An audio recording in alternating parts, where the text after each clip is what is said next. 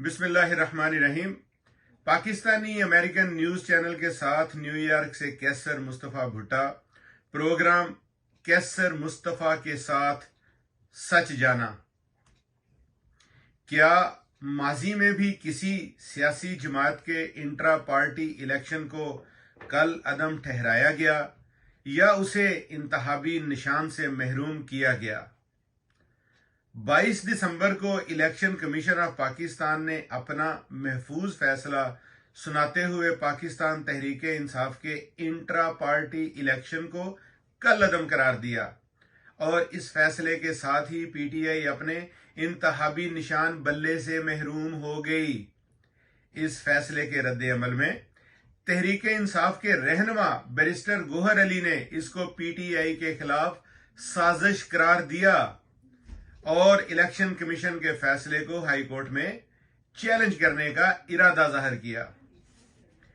जैसे ही ये फैसला आया, समाजी और सियासी हलकों में ये बहस सुनने को मिली कि अब पीटीआई का बतौर पार्टी मुस्तकबिल क्या होगा।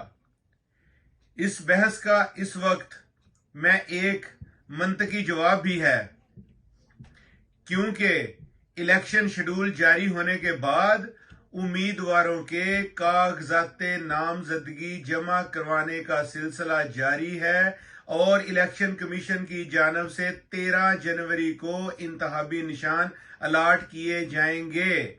अगर पीटीआई को हाई कोर्ट या सुप्रीम कोर्ट से इस जिमन में कोई रिलीफ नहीं मिलता तो ये इलेक्शन में इंतहाबी निशान से महरूम हो जाएगी और इसके उम्मीदवार आजाद हैसियत से इलेक्शन लड़ेंगे।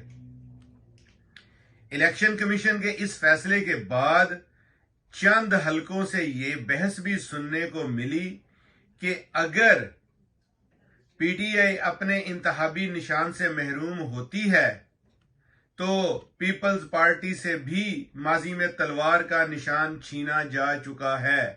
ताहम यहां देखने की जरूरत है कि तारीखी तौर पर अगर ऐसा कुछ हुआ तो क्यों हुआ और इलेक्शन कमीशन के ताजा फैसले से उन तारीखी वाकयात और फैसलों की मुमासलत क्या बनती है।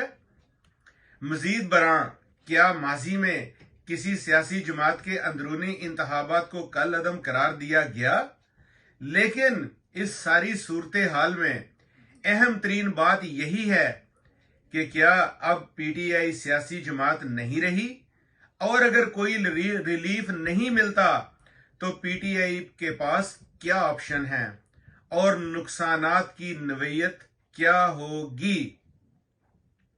ताजा तरीन खबरों के लिए और मुख्तसर खुलासा जानने के लिए हमेशा आपके साथ पाकिस्तानी अमेरिकन न्यूज़ चैनल देखना और सब्सक्राइब करना ना भूलिए। इससे आप एक बेहतरीन बहस कर सकते हैं।